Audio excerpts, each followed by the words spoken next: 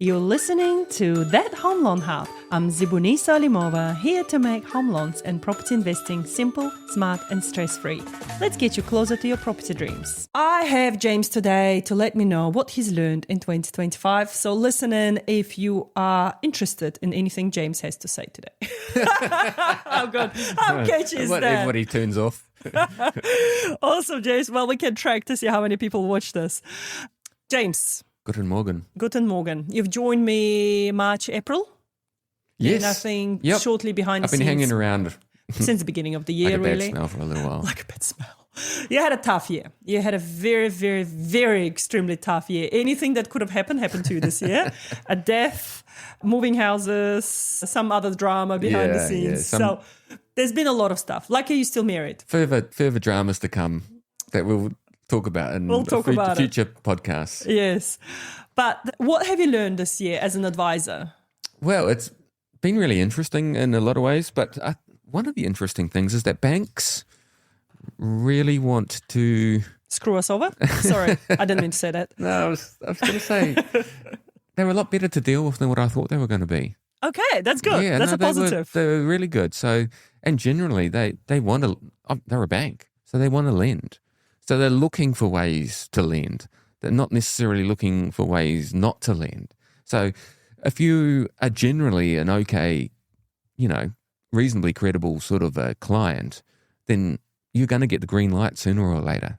Do you know what I mean? So and so it's more about patience and persistence, and rather than getting the go ahead straight away. Do you know what I mean? Like sometimes the client is not in an ideal position when they first come to you. Mm-hmm. But that doesn't mean that they can't be in 3 or 6 months. Mm-hmm. And just being with the client throughout that journey rather than, oh, no, we can't help you, that sort of thing. I think it's that consistency and reliability. If you're consistent with your client, if you are reliable for your client and you can show them the way of how to turn things around for them, then the bank will be more willing to work with you. Yep. Okay. Yep, so there's that part that and being reliable and being good to deal with, I think, is something that we've brought from our days working with international students and financial literacy. So there's been a little bit of crossover for me coming from that area. And I think the interesting aspect as well is just what a big factor KiwiSaver is nowadays and how good that has been really for people that want to get into the property market. So that's been educational. Some of the things is like some of the poor lending that's going on, becoming aware of some of the poor lending that's going on, especially in the car finance space that I see. What do you mean by that? Expand. I mean, people, a lot of clients are getting taken advantage of in terms of who could be considered vulnerable clients. English might not be their first language. They get sold these cars that are just, they're the same as a mortgage payment. They're on 20% interest, and it might be a second-hand car, so... Really taking advantage of people's vulnerabilities. Yep, it absolutely is. And it's usually internationals, and it's usually the people that can't afford to do it. And, of course, then when they want to buy a house, they've got everything else going for them, but they've trusted this lender to get a car. And so now, because they need to get to work, right? They need to go from A to B. And in order to do that, they need a car. So when they first arrive, they don't know much. They've got a job. They don't really speak English. And usually they operate on the trust level of, hey, I'm in New Zealand. Surely no one will screw me over here. Yeah. It's just not true. Sadly. And we've seen it, right? Sadly, We've seen it. We fix that. Yeah, the interest rates that we've seen in some of our clients' car loans, and as you say, but also the exit fees that people don't realize. Yeah. That there will be massive exit fees if you try to leave them. Okay. Yeah. So what we're doing now is getting people to come and actually talk to us before they buy that car, because we can do it a bit better. We can get it in a better interest rate, better terms, and have it so that you can still buy a house afterwards if you want to. So there's that, absolutely. I guess learning about how easy it is nowadays for people to... There's a lot more distractions out there for your finances than what I didn't realise how prevalent things like online gambling and stuff like that were. Because it's much easier, right, when you at home to press a button and gamble versus back in the day, if there was lotto store, you had to actually dress up, get in the car, drive over, park the car, get in the queue to buy a gambling ticket. Yeah. But now it's so much more convenient to do it from the tap of your phone. Yeah. And it's like an alcoholic having a liquor store next to you, isn't it? How do you stop drinking alcohol if there's a liquor store right next to your building or a pub or whatever? True. So that availability of that sort of thing makes it really hard. And that sort of leads on to the other area, which has been really educational, is that most people have got some kind of outstanding debt, or, the credit scores, and not most people, but there's a significant number of people that just don't have these bad credit events, which I was surprised about, impacting their credit scores and stuff like that it's as prevalent as what it is. The other thing you reminded me of when you were talking about the gambling is the afterpay facilities. Right? Everyone's got it. Even I have it. Yeah, exactly. And I got an email the other day that they've increased my limit because I've been such a good client. I'm not even using it. Yeah. And they've increased my limit. It's like, wow. So imagine all those people that get the temptation, the ones that are using it, and their limits. I've seen some crazy limits on afterpay. Yeah. And people are now using it to even buy groceries. Yeah. And that makes me sad. What I think the key thing with stuff like afterpay and those sorts of things is it takes us away from the real key concept. If any of us want to be successful, no matter what area, we have to spend less than we earn consistently. I know you can't do it every month because things come up, but if you are super successful, you might have the biggest paying job in the entire world, but if you spend more than you earn all the time, you're not going to end up with anything. Yeah. So that is, and things like afterpay, they take you away from that key concept. So this is what we need to be doing. At the end of the day, spending less than we earn. Okay. Because we're seeing people on huge income. But also huge debt. Like some of the personal loans are pretty much the size of your mortgage deposit, house deposit. I think we've done $100,000 personal loan debt consolidation for someone recently. And that's basically 2 cars, credit cards, afterpays. And they didn't even know that they racked up so much debt. Yeah. Because they want high incomes. Yeah. Okay. And even their credit scores are not very good because they miss payments and stuff like that. But the people that do well, I think, are the ones that keep their costs the same, but their incomes go up. Mm-hmm. So, and that's where putting X amount, if you're a terrible saver, putting X amount aside into KiwiSaver, a percentage every month, and a percentage into your savings or whatever, paying off your mortgage, it's compulsory investing in yourself, in your future, in a way. So, that's about... Any other learnings? I've kind of gone off on a tangent. This episode was Learnings of 2025 for James Buchanan. I know so much already, it's hard to learn. I love that, James. I love it. Anything else you thought, that's interesting, I didn't think of that, becoming an advisor would feel this way or look this way? I wish I'd done it 10 years ago.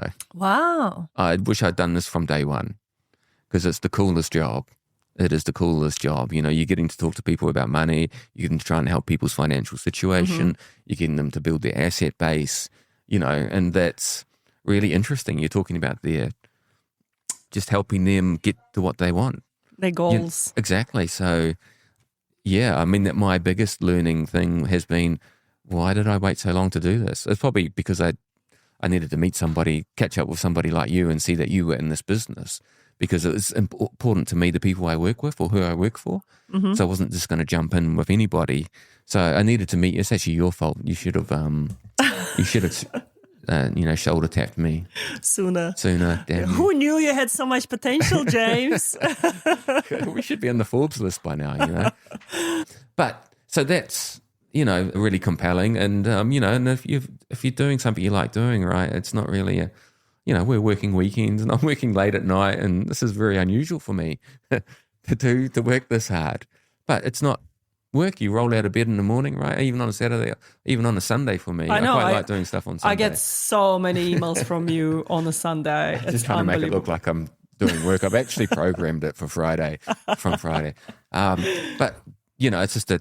But you know what they say is that if you find what you love doing, you never have to work a day in your life. And I think that's very true. Like, we're still human. We still get tired. We still, some days we just want to bang our head against the wall because of the banks normally, not because of the clients. We love our clients. But the banks are the ones that usually drive us a little bit crazy. Yep. And especially at this time of the year when things already are a little bit crazy as they are. So I think seeing the joy that you get, and I'm talking about you, James, seeing the joy that you get personally from winning a deal, from getting it across the line, makes me so happy. Like, you bring so much joy to the team. and when you come in and you go, oh my God, I got this client across the line and I've been working so hard on them since you've started over the last 6, 7, 8 months. To see that success is contagious. Cool. So thank you. I do like chipping away at things. It's great. It's absolutely great. And I think clients feel that. I think clients know the difference between feeling treated like a transaction or really building that relationship. Yeah, and I'm certainly never going to be a transaction type of person. Like, I don't know. I've got a client that calls me up quite often now, and they always say, oh, I'm really sorry for calling you. Is this a good time? I'm like, dude, this is my job. Just call me whenever you want. It's totally okay. But that's what I want them to do, right? This process of buying a house is bloody complicated for somebody who hasn't done it before. And it changes. Every deal's different. And actually every lawyer is a little bit different. And every bank assesses a little bit different. Every lender's a little bit different. So it's... And every building inspector. I'm laughing about a building inspector. But yeah, there's so many different things to take on board. So you've got to keep in contact with us and ask those questions. Final message. Well, I'm really looking forward to next year. We're going to just smash it out of the park next year. I'm already feeling it. I mean, it's been a pretty interesting first year for me. But I feel like I've been doing it, I don't know, I already feel like I've been doing it a long time. You feel natural in this role. You don't seem like someone that's still trying to pedal really hard against the current. I think you just riding that wave as it comes. You just hop on your board and... Yeah, I take a long-term perspective for things. So, I mean, I like, I'm used to working for myself. So, yeah, and I love the markets. So there's a lot of commonality between what we do with our clients and those sort of interests. Yeah. And I love counting money. When I was really little, I used to it's going to sound terrible. I used to steal all my family's money for going to their piggy banks and put it into my piggy bank, and then I'd go and count it all. And when I was like 5 or 6, and make out like it was all mine. It was all yours. Yeah, no, it's just every day I used to count my money. I'm not quite like that now. I'm not stealing your money.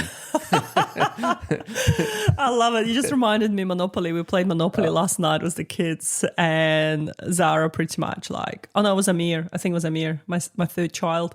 You actually remind me of Amir a little bit, that naughty, joyful child of mine. You can get away with a lot. Yeah, and he kept stealing my cards of the houses that I bought. Yeah. Because I wasn't looking properly because I was looking everywhere else. And then I suddenly looked at him and he had all this extra cards. And because when I buy a house, I also buy a hotel. Yeah. So every street I bought. Aggressive, eh? Oh, very aggressive. Cool. I won, by the way. Just saying. Of course you did. My poor children. I don't bow down to them. I'm like, you gotta level up as mama.